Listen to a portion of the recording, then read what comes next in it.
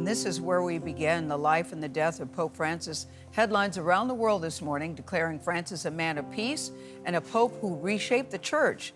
Just hours ago, the Vatican announced his funeral will be held Saturday morning in St. Peter's Square. The Vatican has released the first images of the Pope. Here he is in his casket. Tomorrow, his body will be brought to St. Peter's Basilica for public viewing. And right now, church leaders and cardinals are gathering to decide what will be done next. Senior correspondent Nora O'Donnell has just arrived in Rome. She's leading our coverage from there. Nora, good morning to you.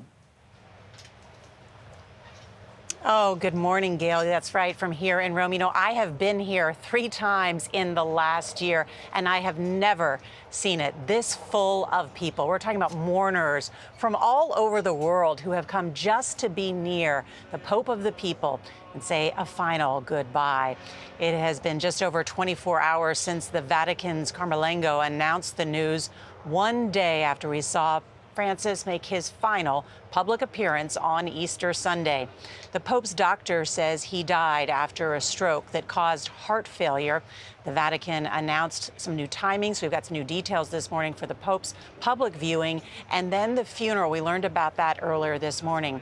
Francis also left some specific instructions for that funeral mass and his burial. And interestingly, it is not going to be here at the Vatican where other popes have been laid to rest. And we'll have more about that in just a moment. But right now, I want to bring in our senior foreign correspondent, Seth Doan, who has been here covering this as well. Good morning, Seth. Good morning to you, Nora. We are getting some more details of this funeral. We know now that it will be held at 10 a.m. Rome time on Saturday, and that will officially begin 9 days of official mourning for Pope Francis. And in these meetings that cardinals from around the world are gathering to take place in, to have, they're discussing a number of things, including setting a date for the conclave to begin and reviewing those rules. This as they mourn Pope Francis.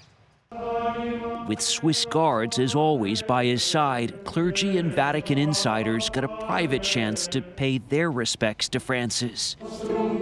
This intimate service was held in a chapel at the Santa Marta, the simple Vatican hotel where Pope Francis lived and died. American Cardinal Kevin Farrell blessed Francis's body and presided over the traditional sealing of the Pope's official residence. Farrell is the so-called Camerlengo and is in charge of the church until the next pope is chosen. There is a sense of a void that is somehow going to have to be filled. But coupled with that immediately is also the intrigue of what comes next. And that is a drama, the curtain of which is about to rise. John Allen is the editor of Crux, a news site specializing in the Catholic Church. He notes in those meetings starting this morning, nearby cardinals will soon be joined by those from around the world. What happens in this meeting of cardinals?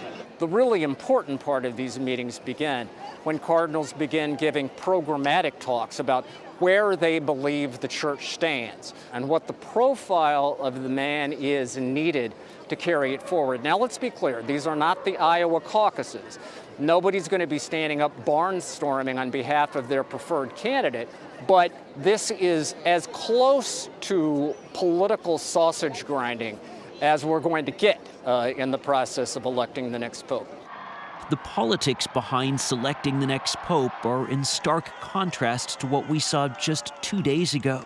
For the last 12 years, the world and this city have been blessed by the presence of a pope who towered over this space as a voice for all those who were forgotten, all those who were set aside, the marginalized and the downtrodden.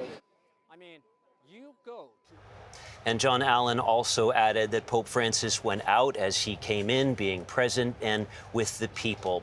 We know that the Pope's body will be brought in a procession here to St. Peter's Basilica behind us. That will happen tomorrow morning, and his body will lie in state until the funeral on Saturday. It is going to be quite a week here. Seth, thank you